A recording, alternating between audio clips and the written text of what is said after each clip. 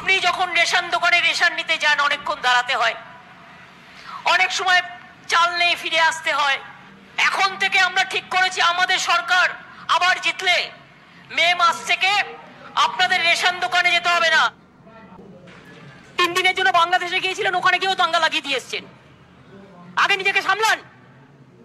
আপনি আমার রাজ্য সরকারকে কোনো ইনস্ট্রাকশন দেওয়ার অধিকার আপনার নেই। এটা ইললিগাল, এটা আনকনস্টিটিউশনাল। যারা বাইরে যাচ্ছেন মনে রাখবেন, হয়তো আপনাকে একটু বেশি টাকা দিচ্ছে বাইরে নিয়ে যাচ্ছে বলে, ছেলে পেলেদের বাইরে নিয়ে যাচ্ছে লোভ দেখিয়ে। আপনি বাইরে যাচ্ছেন কেন? আপনাদের তো সুযোগ দেওয়া হচ্ছে। আজকে আপনাদের জন্য ল্যাংচা হাব থেকে শুরু করে 1 লাখ টাকায় একটা দোকান তৈরি করুন। আরে একটা চায়ের দোকান তৈরি করতে কত টাকা লাগে বলুন তো?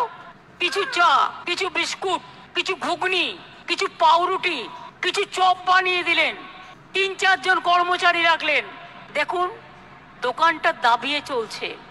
এমনকি এখন যদি ফ্যাশনেরও কাজ করে মেয়েরা, বিউটি পার্লার থেকে শুরু করে সবকিছু, তাতেও অনেক বিক্রি হচ্ছে। আমি আপনাদের পরিযায়ী শ্রমিকদের বলবো, ফিরে আসুন, চলে আসুন বাংলায়। কেন বাইরে যাচ্ছেন? কাজ আপনার ঘরের সামনে। কিছুক্ষণ আগে একজন ব্যবসায়ী বলছিলেন, দিদি हम भी बाहर से ले आएंगे, हमारा बहुत सारे दोस्त है, আমাদের নিয়ে এসো। বিনা পয়সায় স্বাস্থ্য থেকে শুরু করে, বিনা পয়সায় চিকিৎসা থেকে শুরু করে, এমনকি মরে গেলেও 2000 টাকা আমরা দিই। এটা মাথায় রাখবেন। আর এগুলো পেতে হলে কোন সরকার দরকার? তৃণমূল কংগ্রেসের সরকার দরকার। আর বিজেপি বলছে हम परिवर्तन करेगा। বল 6 साल से तो तुम है दिल्ली में क्या? কন্যাশ্রী আছে, শিক্ষাশ্রী আছে, সবুজ সাথী সাইকেল আছে, 12 ক্লাসের ট্যাব আছে। আইসিডিএস এর মেয়েরা এখন থেকে একটা করে আমরা 8000 টাকার ফোন আইসিডিএস এর মেয়েদের দেবো। তার কারণ হচ্ছে যাতে তারা বিভিন্ন যোগাযোগ রাখতে পারে, কাজ করতে পারে। আশার মেয়েদের ইতিমধ্যে দেওয়া হয়েছে, আশা এবং আইসিডিএস বোথ দেওয়া হবে। গন্ডগোল হয় না দেখবেন বিজেপির পঞ্চায়েতগুলোতে গন্ডগোল হয়। কারণ কি?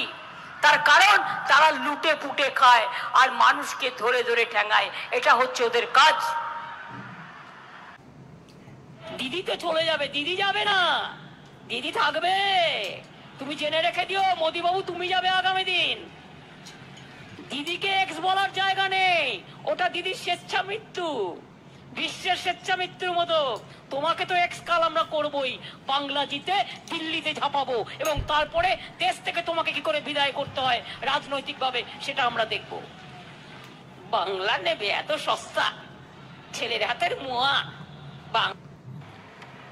আপনারা লক্ষ্মীর ভান্ডার, আমার মা লক্ষ্মীরা তৃণমূলের পাশে ভোট দেবেন না কি? আমার আম্মারা তৃণমূলকে আপনারা ভোট দেবেন না কি? আমার কন্যাশ্রীরা 18 বছর বয়স হলে ভোট আপনারা দেবেন না কি? আমার শিক্ষাশ্রীরা ওবিসির টাকাও বন্ধ করে দিয়েছে, আমি মেধাশ্রী চালু করে দিয়েছি। আর কারখানা, বাংলায় যা কারখানা হবে আগামী দিন চোখে তাকিয়ে তাকিয়ে দেখবে।